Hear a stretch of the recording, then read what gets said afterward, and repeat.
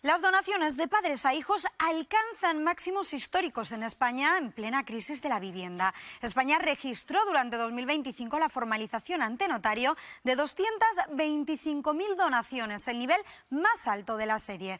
¿Por qué ocurre esto? El principal escollo que tienen que afrontar los jóvenes a la hora de adquirir una vivienda es la entrada, que suele suponer aproximadamente, ahí lo vemos, el 20% del precio total del inmueble. El encarecimiento de la vivienda y los salarios actuales son los responsables de la nula capacidad de ahorro de los jóvenes.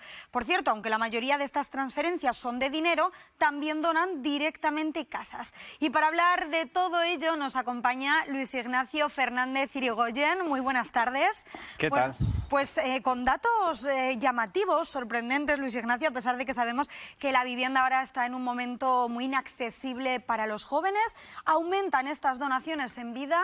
¿Lo estáis notando? Se nota y mucho, y están ayudando, entre comillas, dos situaciones. Lo estabais adelantando ahora, pues muchas familias que tienen que ayudar a sus hijos y a sus nietos pues en ese acceso a la primera vivienda, con la entrada o con la ayuda para poder comprar esa vivienda.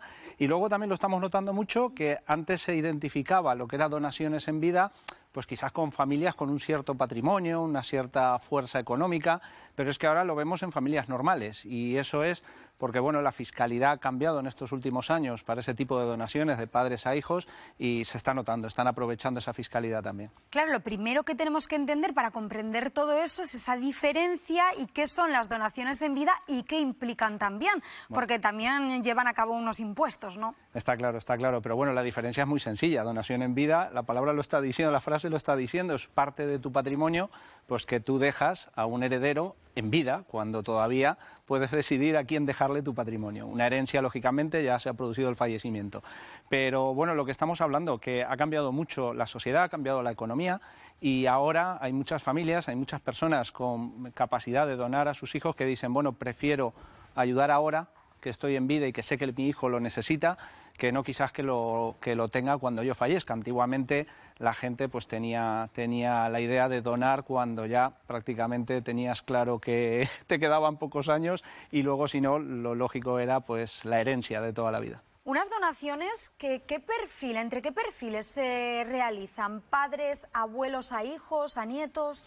Bueno, el principal está claro que es de padres a hijos. Ese es el habitual, y la excusa habitual para hacer esto es la vivienda, ayudar para la vivienda. También estamos viendo ahora muchos abuelos que están ayudando a sus nietos también, porque hay un momento puntual en que los nietos pasan un problema económico y ahí están los abuelos también para donar parte del dinero. Y luego también tenemos que pensar que la demografía ha cambiado y ahora hay muchas familias que solamente tienen un hijo o una hija. Entonces, claro, este tipo de decisiones, si encima la fiscalidad te ayuda, pues son más fáciles de tomar, porque al final es una sola persona que va a heredar en el futuro, y entonces darle en vida ahora pues parte de esa herencia pues tampoco es algo raro, ¿no? Claro, porque ahí va otra de las dudas, si es mejor donar en vida, si es mejor heredar, teniendo en cuenta toda esa fiscalidad que ahora descubriremos que en función de la comunidad autónoma es cambiante. Sí, porque hay 17 países dentro de España. Tenemos 17 comunidades autónomas, cada comunidad autónoma tiene su legislación en temas de donaciones y en temas de herencias, sucesiones y demás, y hay que analizarlo muy bien, porque no es lo mismo donar o heredar en Aragón que hacerlo en Madrid o que hacerlo en Sevilla o que hacerlo en Bilbao. ¿Cuál es la situación concreta de Aragón? Pues a ver, la verdad que en los últimos años se ha beneficiado mucho el tema de donaciones en vida. Se ha establecido una norma en la cual pues prácticamente más del 90% del impuesto está exento. Por tanto, es muy poquito lo que se paga por una donación en vida de padres a hijos. Se ha favorecido mucho en ese aspecto. Pero claro, eso no quita para que el trámite hay que hacerlo. Muchas veces la gente piensa, bueno, ya está, me ha donado dinero, me ha dado un dinero, me lo he ingresado en la cuenta, ya no tengo nada más que hacer. Sí que hay que hacer los trámites correspondientes, luego lo comentamos si queréis, pero sobre todo, lo dicho, que en los últimos años se ha beneficiado aquí en Aragón ese tipo de operaciones, y por eso estamos viendo el aumento que estamos viendo. Ahora detallaremos precisamente esos trámites que hay que realizar, que es importante no saltárselos, pero ante esta situación hay padres que optan por ayudar a sus hijos en vida y otros que dicen que sus hijos se saquen las castañas del fuego, y ya si eso recibirán la herencia cuando toque. Hemos salido a preguntar. Hoy por hoy la cosa está complicada para comprarte un piso siendo una persona joven, porque están muy altos de precio, entonces hay que tener un X% de dinero, es complicado. Siempre ha sido así, siempre se ha dado y se ha ayudado en todo lo que se ha podido. Es mejor en vida, porque claro, cuando lo necesitan son ahora, después ya mira. Lo que pienso es que los jóvenes se tienen que buscar la vida y que les tienen que dar un trabajo digno y un sueldo digno. Que los padres podemos ayudarles, por supuesto. Entonces me parece muy bien lo de la donación en vida, porque así lo disfrutamos nosotros también.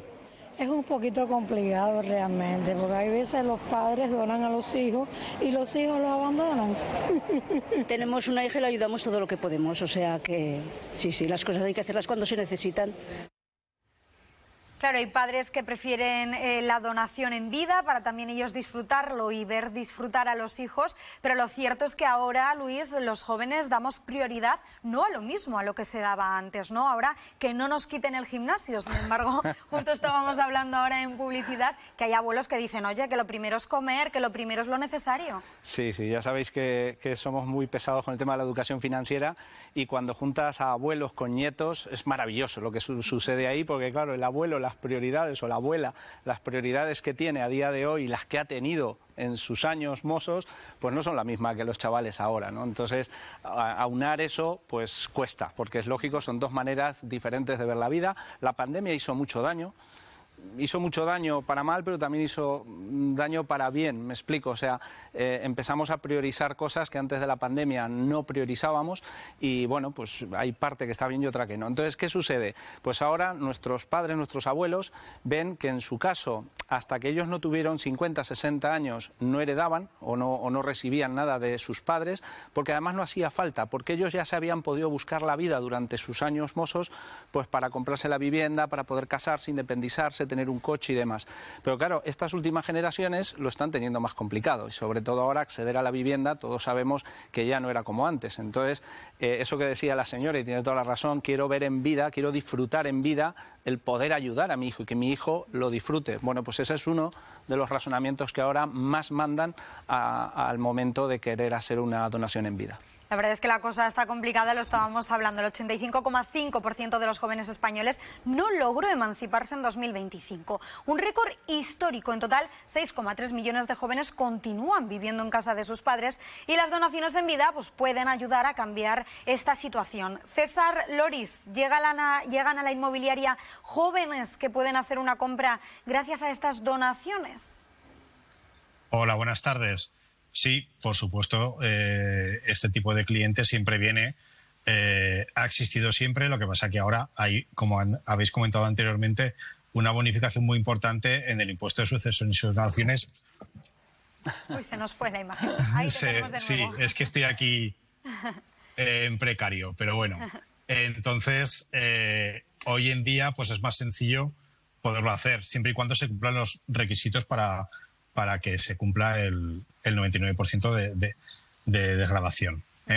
Hablaremos de esos requisitos, nos extenderemos ahora en ello, pero ¿siguen los jóvenes demandando esas viviendas a pesar de la situación?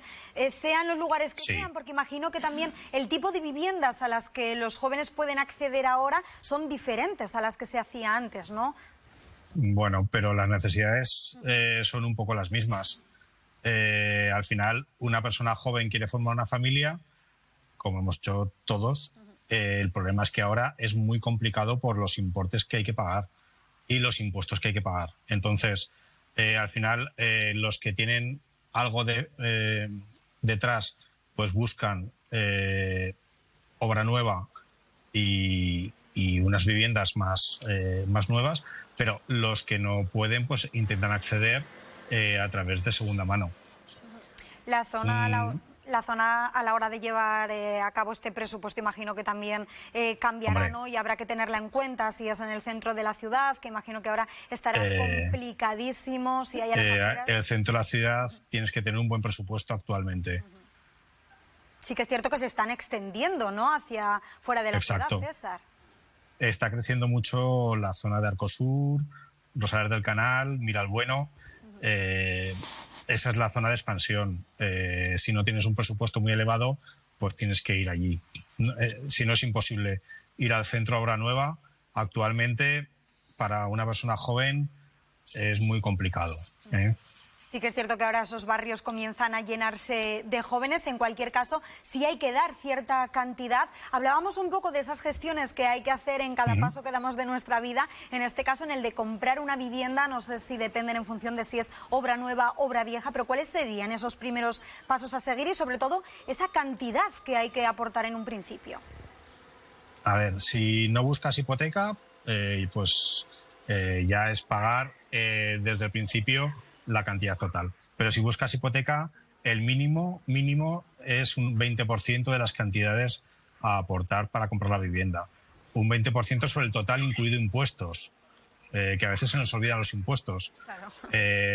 Entonces, un 20% de una compra de una vivienda de 100.000 euros, para hacernos una idea, son 100.000 más 10.000 de impuestos, son 110.000. Un 20%, pues estamos hablando de una cantidad importante.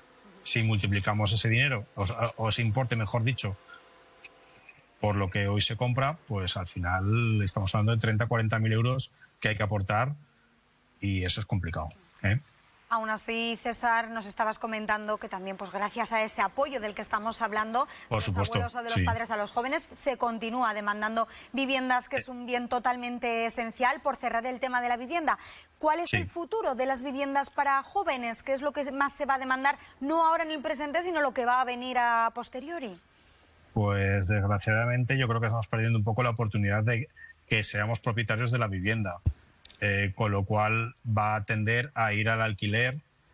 En mi opinión, no es la mejor opción, puesto que es mucho mejor tener una vivienda en propiedad, a mi juicio, que una vivienda en alquiler a largo plazo.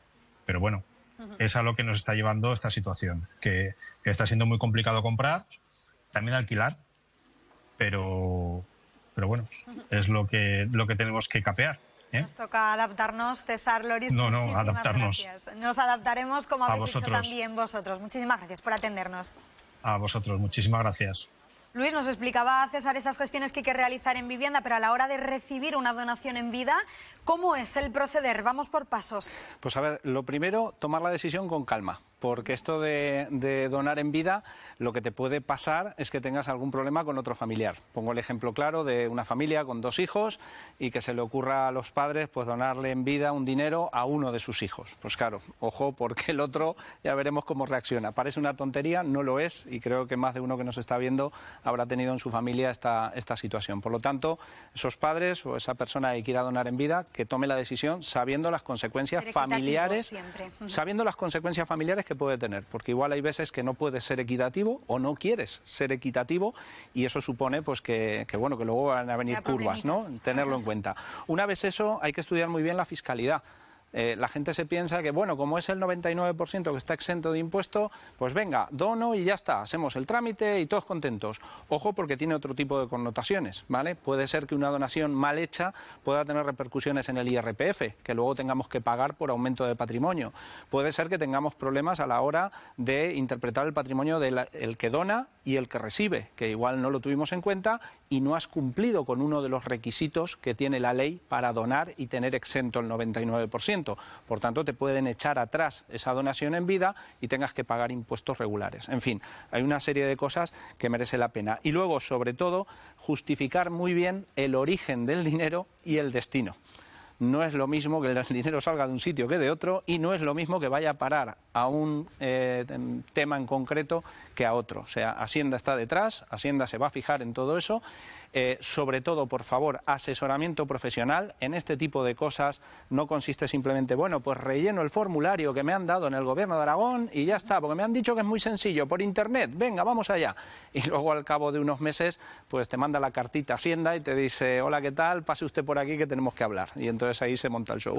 Pues Luis Ignacio Fernández Irigoyen, muchísimas gracias por acompañarnos y por recordarnos siempre, como haces en cada una de tus charlas, también en tus libros, que hay que tener cabeza, que ahorrar es importante, y ya lo estamos viendo más ahora con la vivienda. Muchísimas gracias. A vosotros.